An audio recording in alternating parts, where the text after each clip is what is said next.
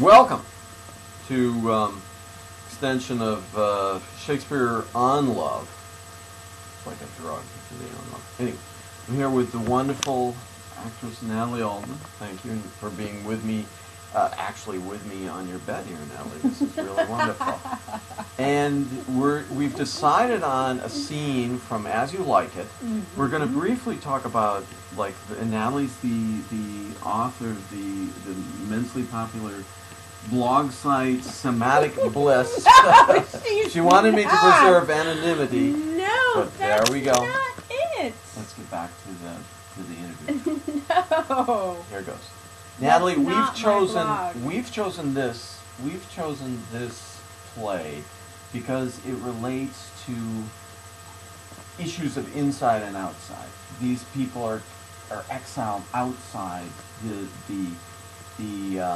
city. What's your opinion of the sort of adhesive value of love, for example?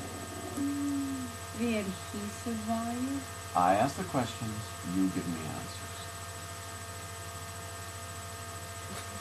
I don't know. Well, do you think these people are in some sort of paradise, or before we launch into the script? I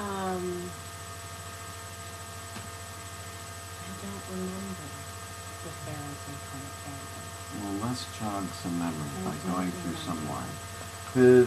The scene between Rosalind, Celia, and Jacques. I'll read Jacques.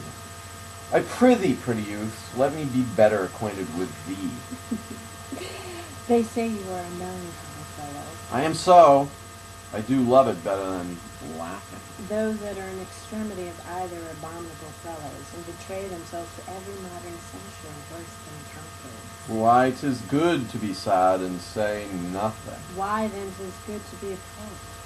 I've neither the scholar's melancholy, which is emulation, nor the musician's, which is fantastical, nor the courtier's, which is proud, nor the soldier's, which is ambitious, nor the lawyer's, which is politic, nor the lady's, which is nice.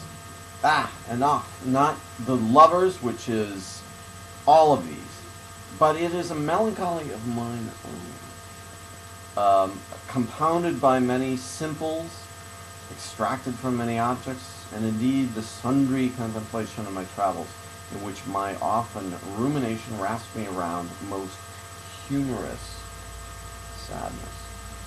Traveler, by my faith, you have great reason to be sad. I fear you have sold your own lands to see other men's. Then to have seen much and to have nothing is to have rich eyes and poor hands. Yes, I've gained my experience. And your experience makes you sad. I'd rather have a fool to make me merry than experience to make me sad, and to travail for it too. That's it. Well, Natalie, let's just talk about that quickly before this tape ends. 5-6 minutes. About experience and love. Do you think one can love more from experiences, or do you think a fresh and kind of unadulterated love is something do you love more or less than you did when you were younger? That is a tricky question. It's an interesting question because I think the love is a different quality of love. I think loving today can be reminiscent sometimes of a youthful love, but it's not. So Jacques says he doesn't have a particular type of melancholy. Let's just replace melancholy with love. He has a melancholy from his own experience, the own way he went through life. Your own way of loving, the way you went through life, do you differentiate it from an adolescent love of your 20s, of your 30s? I seem to have put a cap on my passion. I have to tone it down. Very interesting. Well, thank you very much, Natalie, for this.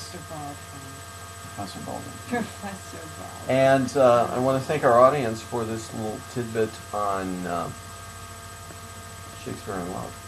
See you next time.